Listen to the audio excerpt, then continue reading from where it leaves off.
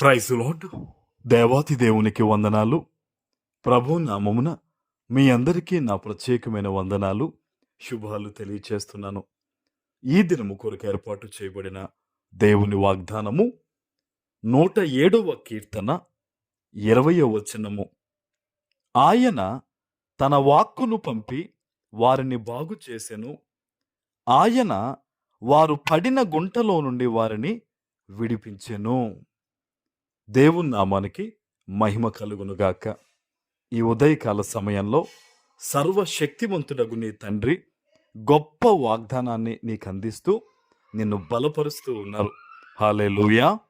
ఆయన తన వాక్కును పంపి వారిని బాగు చేసెను. దేవుడు నీవున్న శ్రమలను బట్టి, నీవున్న కష్టాలను బట్టి ఈరోజు ఆయన తన వాక్కు ద్వారా నీతో మాట్లాడుతున్నాడు. ఆయన వాక్కు, ఆయన మాట ఎంత గొప్పది, ఎంత అద్భుతం చేయగలదంటే, ఆయన చీకటిని చూచినప్పుడు వెలుగు కలుగునుగాక అని ఆయన పలికిన వాక్కు ఈ సర్వ సృష్టిని కూడా ఏర్పరిచింది. ఈరోజు నువ్వు ఎటువంటి చీకటిలతో నీవు నిండి ఉన్నావో, ఎటువంటి పరిస్థితుల మధ్య నువ్వు ఉన్నావో, దేవుని సన్నిధిలో ఇలాగున ప్రార్థన చేయి. అయ్యా, ఒక్క మాట నా జీవితం పట్ల పలుకయ్యా, ఒక్క మాట నా పరిస్థితుల పట్ల పలుకయ్యా అని నువ్వు అనగలిగితే, ప్రార్థన చేయగలిగితే గనక ఆయన తన వాక్కును పంపి నీ జీవితాన్ని బాగు చేస్తారు. హల్లెలూయా. ఆయన వారు పడిన గుంటలో నుండి వారిని విడిపించెను. హల్లెలూయా. గుంటలో నుంచి దేవుడు వారిని ఏం చేశారంటండి?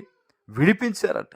ఈరోజు అపవాది అనేక మందిని ఆ అప్పు బాధలనే గుంటలో, రోగాలనే గుంటలో, సమస్యలనే గుంటలో, నిందలనే గుంటలో, వేదన, కన్నీరు, ఒంటరితనం అనే గుంటలో పడవేసి వాడు ఆనందం పొందుతూ ఉన్నాడు.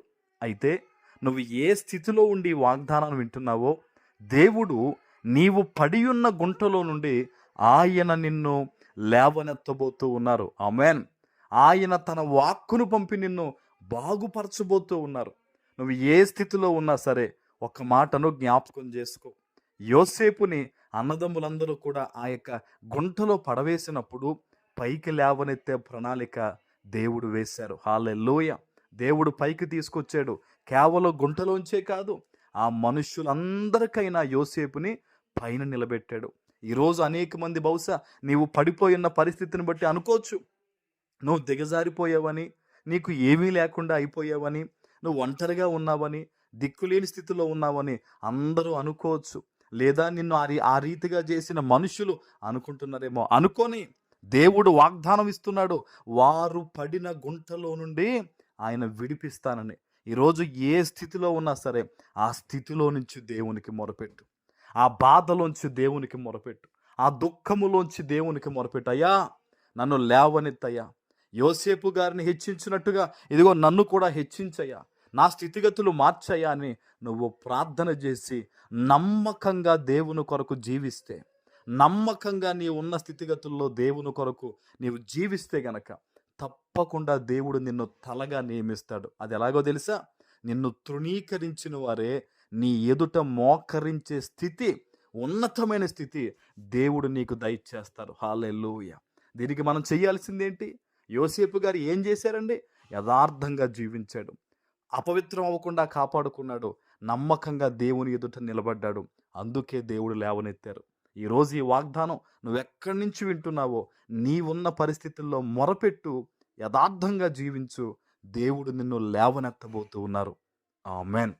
ప్రార్థన చేసుకుందాం. పరిశుద్ధుడు అయిన తండ్రి, మీకు స్తుతులు.